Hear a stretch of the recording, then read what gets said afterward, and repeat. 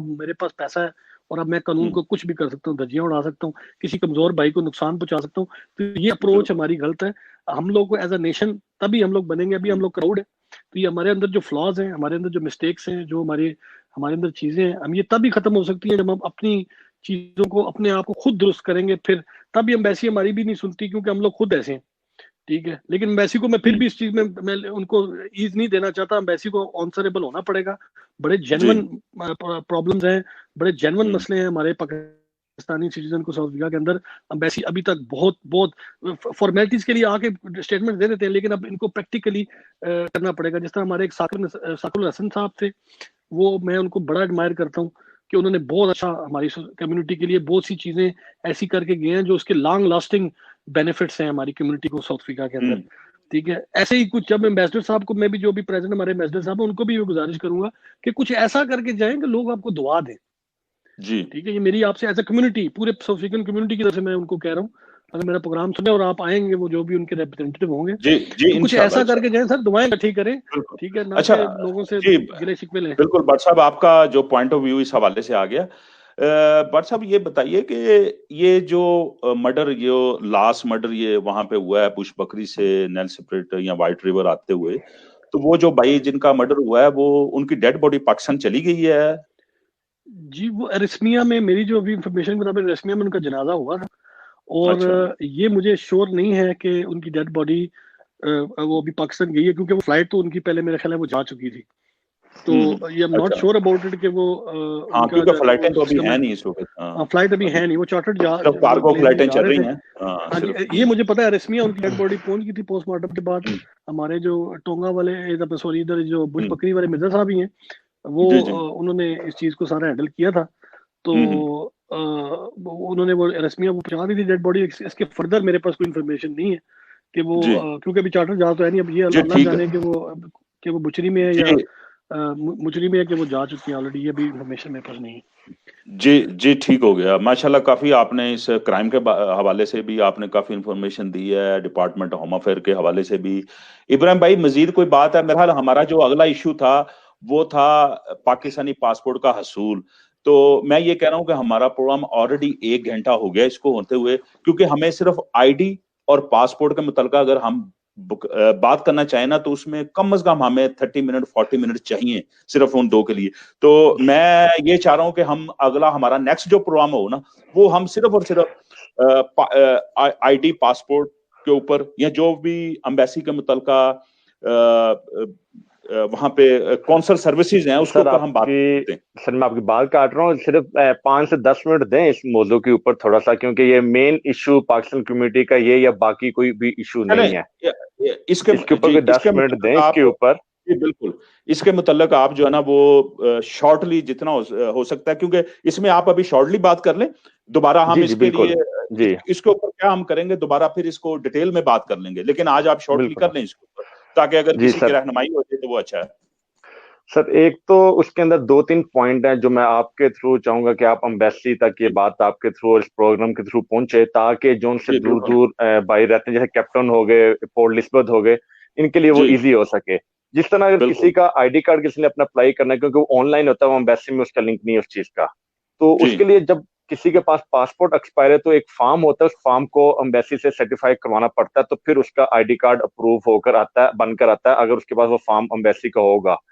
तो अगर अब एक फॉर्म सर्टिफाई करवाने के लिए किसी बंदे ने पोर्ट एलिजाबेथ से एम्बेसी आना है, तो उसको आपको पता है 15 से 2000 रेंट उसका चार्जेस लग जाते हैं किराया आना जाने का। तो उनको कोई एम्बेसी को चाहिए कोई ऐसा कोई तरीका कार बनाए कि वो एक फॉर्म के लिए सिर्फ उसके ऊपर नाम और आईडी कार्ड नंबर लिखा है और पासपोर्ट की कॉपी, आईडी की कॉपी अटैच करके वाया कोरियर भेज दे, उसको सर्टिफाई करके वाया वो अपना ही कोरियर बुक करे, वापस उसको मिल जाए, ताकि उसके लिए वो इजी हो जाए। ये मैंने आज से साल पहले भी बात की थी, इस पर कोई अमल, पता नहीं मौजूद एम्बेसी तक बात पहुंची या नहीं पहुंची, इस पर कोई अभी तक कोई अमल नहीं हो सका। दूसरा ये कि जिस तरह पासपोर्ट एम्बेसी में है, एक जैसे एम्बेसी का वालों ने एक रूल रखा है कि वो अपना सालम कैंसिल का लेटर लेकर आए और अपना पासपोर्ट अप्लाई कर ले। अब एम्बेसी को इस चीज के साथ गर्ज नहीं होनी चाहिए कि वो 2 नंबर लेटर है या 3 नंबर लेटर है या 5 नंबर लेटर है। वो जब एक लेटर ले आया, उनको चाहिए कि पासपोर्ट उसका अप्लाई कर दें, बात खत्म, बस सिंपल।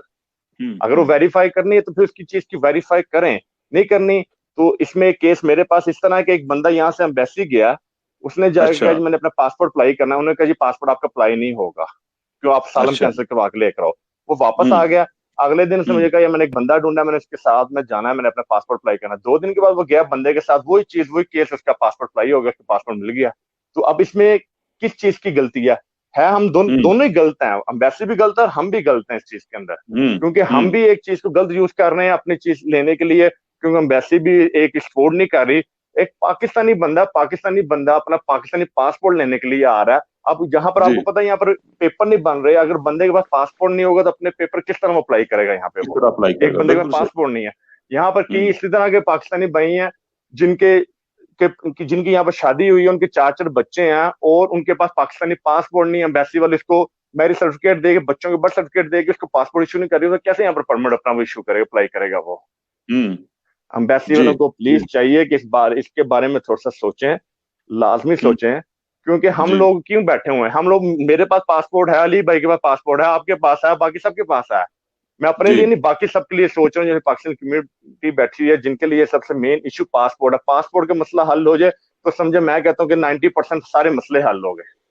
जी जी बिल्कुल बिल्कुल 100%। तो ये एम्बेसी से प्लीज रिक्वेस्ट है, प्लीज इसके बारे में थोड़ा सा सोचें इंशाल्लाह। इसके ऊपर जो है ना वो मैंने ये चीजें नोट की हुई हैं पहले भी ऑलरेडी, और इसमें मजीद मैंने कुछ चीजें और इसमें साथ मेंशन कर ली हैं, और ये इंशाल्लाह ये क्वेश्चन हम उनके सामने खुल्लम डुला बिल्कुल रखेंगे उनके सामने कि ये चीज है और ये सारी, और ताकि उसमें वो कम्युनिटी को गाइड करें कि इस सूरत हाल के अंदर कम्युनिटी को क्या करना चाहिए। मकसद ये है कम्युनिटी को तो पासपोर्ट चाहिए, ठीक है, लेकिन पासपोर्ट हासिल करने के लिए उनको इतनी ज्यादा मुश्किलात में से गुजार के ही पासपोर्ट देना है, तो उसमें फिर फायदा ये वो लोग उठा लेते हैं कि जो इसके अंदर एजेंटी करते हैं या कुछ उन लोगों को फायदा हो जाता है कि जिनका उस पासपोर्ट से ताल्लुक कोई नहीं होता, और जो जरूरतमंद होता है उस पासपोर्ट का वो बेचारा उसके लिए बेशुमार मसाइल हैं। क्योंकि देखें, अगर सीधी सिंपल बात है, अगर किसी बंदे ने पासपोर्ट अप्लाई वो लेना चाह रहा है, तो उसका मकसद यही है कि वो साइलम छोड़ना चाह रहा है, तो वो साइलम पासपोर्ट लेने से पहले तो उसके लिए छोड़ना बहुत मुश्किल है, क्योंकि वो चाहता है कि मैं पासपोर्ट लेके मैं फिर परमिट अप्लाई करूं, और जाहिर बात है जब उसको परमिट मिल जाएगा उसका साइलम कैंसिल हो जाए, ऑलरेडी हो जाएगा, तो फिर उसको साइलम की जरूरत ही नहीं है। यही तो सेंस वाली एक मिनट अली भाई, अमेरिका की वीजे की इतनी खुशी नहीं होगी जितनी पाकिस्तानी पासपोर्ट लेने की आजकल होती है। सर यही तो एक सेंस की बात है। एम्बेसी को इसी चीज की समझ नहीं आ रही कि यहाँ पे अगर वो सालम कैंसिल करवा लेगा तो वो किस बेस के ऊपर यहाँ पर पेपर अपने अप्लाई करेगा? सालम कैंसिल करवाने का मतलब लीव द कंट्री के, कंट्री को हम आपको इस मुल्क से निकालें या छोड़ के चले जाओ। तो उसने पासपोर्ट लेके, पासपोर्ट को क्या करना था? अपने बिस्तर के अंदर डाल के उसको, या अपने टैची के अंदर डाल के पासपोर्ट को क्या रख के करना उसने उसको? जी सही बात, जी बिल्कुल बिल्कुल। अच्छा, इसमें मेरा हाल से ये कवर हो गया पासपोर्ट का मसला। इसमें ये है कि नेक्स्ट हम इसमें एक चीज में और ऐड करना चाहता हूँ, जो साउथ अफ्रीकन पासपोर्ट होते हैं, कुछ नीचे कमेंट्स मैंने पढ़े थे शायद भाई जी, साउथ अफ्रीकन पासपोर्ट जिनके एक्सपायर हो चुके हैं, जिन पाकिस्तानी भाइयों के, आप एज एन एसेंशियल अपने आप को as an essential worker show करके आप ये अप्लाई कर सकते हैं इसी लेवल 3 के अंदर भी। ये मैं आपकी इंफॉर्मेशन में इजाफा करता हूँ। अपने आप को आपने वो डॉक्यूमेंट्स पूरे सबमिट करने पड़ेंगे, तो वो आप एज एसेंशियल वर्कर कुछ डॉक्यूमेंट्स होंगे, किसी को वो प्रॉब्लम हो तो आप एक मोटिवेशनल लेटर भी साथ लगा सकते हैं। जो पाकिस्तानी साउथ अफ्रीकन हैं जिनके पास साउथ अफ्रीकन पासपोर्ट है, आप उसमें अपने आप को एसेंशियल वर्कर या एसेंशियल ट्रैवल का वो रीजन शो करके आप अप्लाई कर सकते हैं लेवल 3 में। बिल्कुल। अच्छा, मैं आपकी अली भाई एक बार मैं ऐड करना चाह रहा हूँ यहाँ पे, वो साउथ अफ्रीकन पासपोर्ट सिर्फ उन्हीं के लिए इशू रिन्यू हो रहे हैं जिन्होंने एक जो से ट्रेवल करते हैं एक बॉर्डर से दूसरे बॉर्डर ट्रांसपोर्ट के लिए, सिर्फ उनके लिए है। हर बंदे के लिए वो एसेंशियल। अब वो तो हर बंदा तो जी एसेंशियल वर्कर वो शो करके जी बिल्कुल, हाँ जी, नहीं वो आपको पता है थोड़ा सा मजबूरियां अगर है जी बिल्कुल, हाँ जी बात आपकी वर्कर, मुझे भी पता था ये बात वाली, लेकिन किसी ने क्योंकि कुछ देखें लोगों का जिस तरह वो डेथ हुई है या किसी ने जाना है, देखें पर्सनल सर्कमस्टेंसेस हर इंसान के डिफरेंट होते हैं। बिल्कुल, तो आप वो मतलब अपने डॉक्यूमेंट सपोर्टिंग अगर लगा के थोड़े बहुत, अगर आपको आप रश में है, ठीक है, आपने जाना है जल्दी, तो वो आप इसको फायदा उठा सकते हैं इस अपॉर्चुनिटी, क्योंकि इतना तो बाईपास कर लेना चाहिए, इतना तो थोड़ा सा बिल्कुल बिल्कुल मेरी जाते बार आपसे फिर सर आपसे एक और जाते बार काफी लंबा हो गया माशाल्लाह, और बड़ी ही मालूमात। जाते बार आपसे एक और रिक्वेस्ट है मेरी, प्लीज जी, प्लीज खुदारा ये पासपोर्ट के मुतालिक लाजमी इस मौजू पे बात करें, लाजमी प्लीज, नहीं क्योंकि इसके ये लिए मसला बहुत बहुत बड़ा मसला है और कोई मसला इशू नहीं है। अम्बेसी के मुतल्लिका हमारे दो ही मेन इशू हैं। एक वो जो भट्ट साहब ने पहले जिक्र किया है, ये क्राइम के मुतल्लिक अम्बेसी की तरफ से सीरियस एक्शन, ठीक है, नंबर एक। नंबर दो, ये जो पासपोर्ट का, बल्कि पासपोर्ट का तो नंबर वन है ना, सर फहरिस्त यही है कि हर वो पाकिस्तानी जिसके पास पासपोर्ट नहीं है उसको जो मुश्किलात पेश आ रही हैं पासपोर्ट के हसूल के लिए, उसके लिए वो परेशानियां खत्म हो और वो पाकिस्तानी पासपोर्ट अपना बासानी हासिल कर सके। भी क्राइम के वाले से सर यहाँ पे मैं एक और पासपोर्ट एक और छोटी यहाँ पर एक और छोटी बात मैं ऐड करना चाह रहा हूँ अम्बेसी के मुतालिक, वो जी जी एक और बात ऐड करना चाह रहा हूँ, वो ये है कि जिस तरह यहाँ पर कोई पाकिस्तानी फैमिली का कोई बच्चा पैदा होता है, उसके पास फादर के पास भी, बच्चे के वालदा के पास भी अगर साइलम है तो उसको यहाँ पर कंप्यूटराइज सर्टिफिकेट, बर्थ सर्टिफिकेट नहीं इशू किया जाता, होम अफेयर नहीं इशू करता। तो अब आप मुझे बताएं, अली भाई मैं आपसे पूछता हूँ, सर आपसे पूछता हूँ, आप मुझे बताएं कि वो बच्चे को कौन पहचान देगा? पाकिस्तान ने, अम्बेसी ने पहचान देनी है, साउथ अफ्रीकन होम अफेयर ने उसको पहचान देनी, किसने देनी है? जी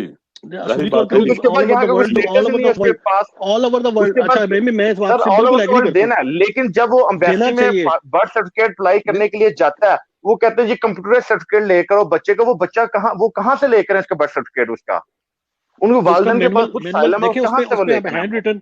हैंड रिटन भी सर, वो हैंड रिटन अम्बेसी नहीं मानती है उस चीज को। ये तो ये भी एक मेरा सवाल है, उसको मानना चाहिए। जब होम अफेयर के ऊपर स्टैंप लगी, हर चीज ऊपर लिखा, अम्बेसी को चाहिए उसको S1 फॉर्म इशू करे ताकि वो अपना आईडी कार्ड इशू कर सके।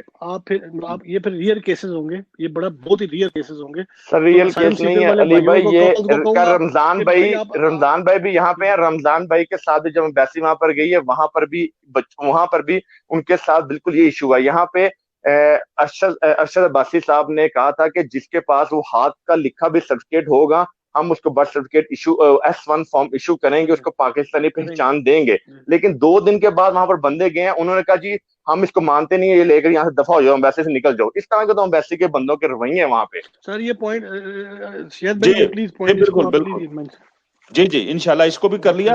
तो इंशाल्लाह आज का प्रोग्राम काफी लंबा हो गया और बड़ी मालूमाती गुफ्तगू हुई है। मैं आप दोनों भाइयों का बहुत शुक्रिया अदा करता हूं कि आप लोगों के साथ डिस्कशन के बाद कम्युनिटी को काफी इंफॉर्मेशन मिली है, काफी रहनुमाई मिली है, और इंशाल्लाह हम ये अपना डिस्कशन का जो सिलसिला इसको जारी रखेंगे और किसी एक मौजू के ऊपर हम बात किया करेंगे, किसी एक मौजू के ऊपर लेके हम आधा घंटा पौना घंटा उसके ऊपर, ताकि उसके ऊपर तफसील से बात हो जाए और कम्युनिटी का जो मसला है वो मसला शायद हमारी वो डिस्कशन से उसका वो मसला हल हो जाए।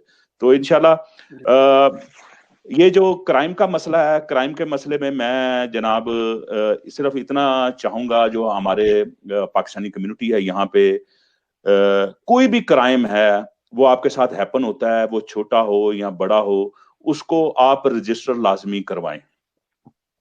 देखें, लास्ट टाइम ऐसा हुआ कि मेरे साथ राब्ता किया उमटाटा साइड से ना, कुछ लोगों ने वहां से राब्ता किया, उन्होंने कहा जी यहाँ पे रोबरी बहुत हो रही है इस रोड के ऊपर। मैं कहा रोबरी हो रही है तो आप लोगों ने वो अपना अम्बेसी को इन्वॉल्व कराएं। मैं कहा मैं बिल्कुल करवाता हूँ, लेकिन मुझे ये बताएं कि अम्बेसी जब यहाँ से बात करेगी किसी पुलिस ऑफिशियल के साथ, तो वो उसको, अम्बेसी तो कागजी कार्रवाई के ऊपर बात करती है, वो हवाई बात तो नहीं हो सकती। और ये लोग साउथ अफ्रीकन जो हैं वो भी डॉक्यूमेंट्स के ऊपर बिलीव करते हैं, वो आपकी वर्बली गुफ्तगू के ऊपर बिलीव नहीं करते। कि अगर आपके पाकिस्तानियों के साथ इतने हैपन हुए हैं, तो वो आप कह रहे हैं कि हमारे पाकिस्तानियों के साथ इतने हैपन हुए हैं और डेली जनाब वारदातें हो रही हैं, और अगर वो वारदातें हो रही हैं तो उनके केसेस नंबर किधर है? ठीक है ना। निहायत अफसोस के साथ हमारे अगर 10 पाकिस्तानियों के साथ इस तरह की वारदातें होती हैं तो मेरे ख्याल 2 केस ओपन होते हैं, 8 केस ही नहीं ओपन होते। लेकिन वो 8 लोग भी उस बात का जिक्र हर जगह कर रहे होते हैं, लेकिन केस ओपन नहीं करते। तो बराए मेहरबानी मेरी ये रिक्वेस्ट है यहाँ पे तमाम सुनने वाले, और ये प्लीज ये मैसेज आगे भी कन्वे करें कि जिस पाकिस्तानी के साथ कोई भी ऐसा हादसा हो वो केस रजिस्टर जरूर करवाए, क्योंकि यहाँ की पुलिस वो पाकिस्तान की पुलिस की तरह नहीं है कि आप जाओ तो वो आपका 2-2 दिन केस ओपन नहीं करेंगे। वो केस फौरी यहाँ की पुलिस ओपन करती है। आप किसी भी पुलिस स्टेशन से ओपन करवा सकते हैं। आप अपना केस रजिस्टर करवाएं, केस रजिस्टर करवा के आपके पास SMS आ जाएगा, आपका केस नंबर आ जाएगा। कम से कम सिर्फ आपने ये करना है कि अपना केस नंबर पास रखें। और जब भी हमारी एम्बेसी वो रिकॉर्ड मांगे, जब हम अपनी एम्बेसी को कहें कि प्लीज इस इलाके के अंदर इतने केसेस हो गए हैं, तो हमारे पास उसका रिकॉर्ड होना चाहिए, ताकि उस रिकॉर्ड के बिहाफ के ऊपर हमारी एम्बेसी यहाँ के ऑफिशियल से बात करे। क्योंकि वो जब यहाँ से ऑफिशियल से बात करेगी, वो कहेगी जी 20 केस हुए हैं, तो फिर यानी एक ही हफ्ते में 20 केस हो गए जी, वो 20 केस के ये केसेस नंबर हैं और ये सारी चीज है। और जब वो केसेस की पूरी लिस्ट होगी ना, तो कम से कम इस पुलिस के ऊपर भी प्रेशर पड़ेगा। तो फिर वही मैं बात कहता हूं कि अपना काम हम मुकम्मल करें, अपना काम मुकम्मल करने के बाद हम उस काम को आगे फॉरवर्ड करें। तो ये क्राइम के हिसाब से मेरा हवाले से आज मेरा ये मैसेज है तमाम कम्युनिटी को। तो मैसेज सर जी, तो अपना काम मुकम्मल करें, केस लाजमी ओपन करें, उसके बाद इंशाल्लाह फिर हम अपनी तरफ से भरपूर कोशिश करेंगे। एम्बेसी हमारी है, वहां पे जो बैठे हुए हैं, जब हम उनसे बात करेंगे, उनको हम कहेंगे कि ABC ये चीजें हैं, तो ऑब्वियसली वो उसके ऊपर काम करेंगे। लेकिन जब हम अपना काम मुकम्मल करके नहीं देंगे, वो फिर हमारे काम रुकता ही उस वजह से है कि जब काम अनकम्प्लीट होता है और वो फिर उस रह जाता है। तो मैं आप दोनों भाइयों का बहुत शुक्रिया अदा करता हूं जनाब। तो इंशाल्लाह आपका भी बहुत बहुत शुक्रिया शाहिद भाई। बहुत शुक्रिया सर आपका। जी sir, most welcome. Thank you Bhatt साहब, बहुत शुक्रिया जनाब। बहुत बहुत शुक्रिया सर। अल्लाह हाफिज सर जी।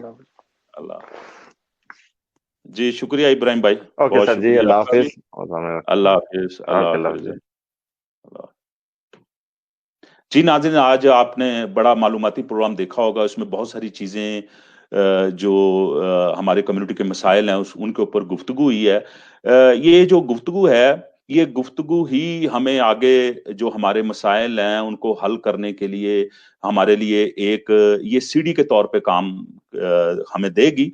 और मैं चाहूंगा जो बाकी दोस्त यहाँ पे जिन्होंने आज का प्रोग्राम देखा है, वो भी इस बारे में मजीद एडवाइस करें, और ताकि हम प्रोग्राम को भी बेहतर करें और जो हमारे ये मसाइल हैं उनको भी हम स्टेप बाय स्टेप इन मसाइल को हल करने के लिए अपना किरदार अदा करें। और आपका हमेशा हमें साथ रहेगा, ताकि हम जो भी ये प्रोग्राम करें उसके मस्बत नताइज सामने आए।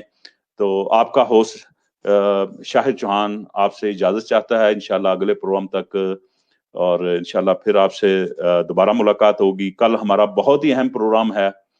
पाकिस्तान से, इस्लामाबाद से हमें प्रोफेसर राशिदा महीन हमें ज्वाइन करेंगी, और कल अदब के हवाले से एक नशिस्त होगी उनके साथ, वो आप जरूर सुनिएगा। और इस तरह हम पाकिस्तान से भी किसी ना किसी मेहमान को अपने साथ लाइव लेते रहेंगे, और जो भी आपकी रिक्वायरमेंट होगी उसके हिसाब से इंशाल्लाह ताला ये सिलसिला प्रोग्राम का जारी सारी रहेगा। अपना और अपने प्यारों का ख्याल रखिएगा। अल्लाह ताला हमारा निगहबान